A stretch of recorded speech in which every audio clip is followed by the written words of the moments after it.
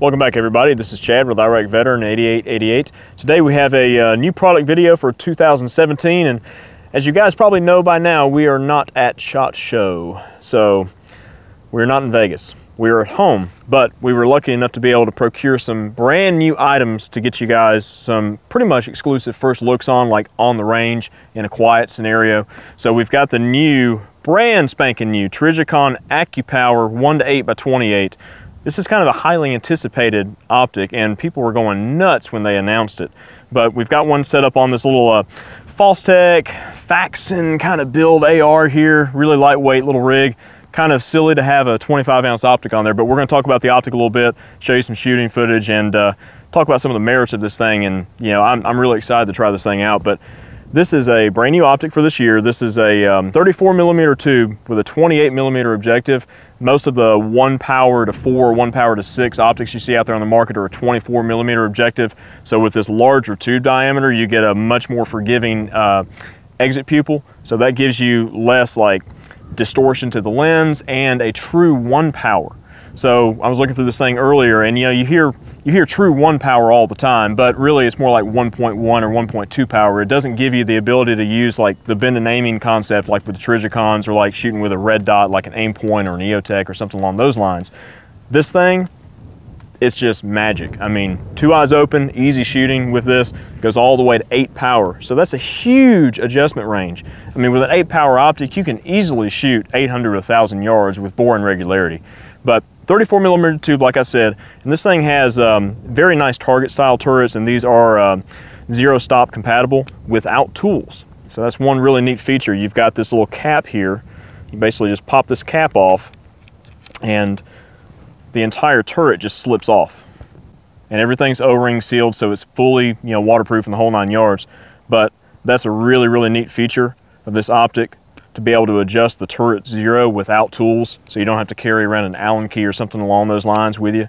But you've got a couple of different reticles. You've got a mil reticle and an MOA reticle in the same fashion, which is a segmented circle, and gives you quarter MOA adjustments on the MOA pattern, and then you've got 0.1 mil adjustments on the mil reticle, and you've got 100 MOA adjustment range with the MOA reticle, and then you've got a 29.6 mil adjustment range with the mil model. It's a wide range to be able to put this optic on a variety of different platforms. This would be at home on a dedicated, like say a DMR style 5.56 rifle. You could drop this on like a P308 or something along those lines to have you a good mid to somewhat long range 308. But so far, this thing is just performing really well. This optic is not a fiber optic and tritium style design like the ACOGs that are out there. This is a battery powered illuminated reticle model, and has a very nice robust adjustment knob on the side here, and you have off settings in between each on setting. And that's one thing that drew me to the early like Vortex PST line, is that they were illuminated and they have these off settings in between, so you can keep your turret right here on an off setting between say 2 that you use most often, and you can go from like maybe a daytime setting to a nighttime setting without having to dial the entire thing all the way around. So that's a very nice feature there for sure. So this optic is mounted in one of Trijicon's factory mounts. This is a 34mm ring set that has their standard like V-notch mounting system, just like the ACOGs do. So you've just got kind of a standard ACOG style base here. This will be definitely compatible with several other aftermarket style rings and bases on the market. The Geisley Super Precision mounts would drop right on this set of rings here if you wanted to have something a little bit more robust and precise. Drop it in a LaRue mount, anything along those lines. A good quality set of rings on a hunting rifle or whatever the case is. I mean, I could see this optic being used in hunting scenarios, definitely in the 3-gun realm.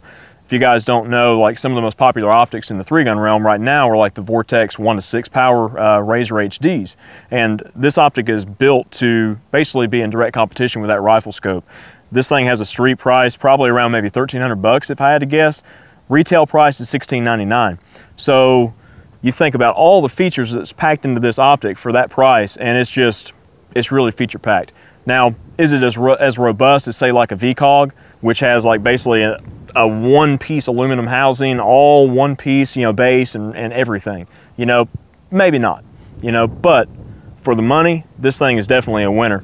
And you've got some other optics on the market, like Zeiss and Swarovski and some of the other higher end manufacturers, they do produce 1 to 8 power optics, which are of outstanding quality. However, they are about $1,000 more than the Trijicon here. So I'm really curious to see how well this thing will perform just out in the field once people really get their hands on them. Like I said, this is a brand new optic for this year. This is just a really quick look, and hopefully you guys have enjoyed kind of the quiet time and the additional footage that we're able to, you know, complete here from the home front rather than at SHOT Show.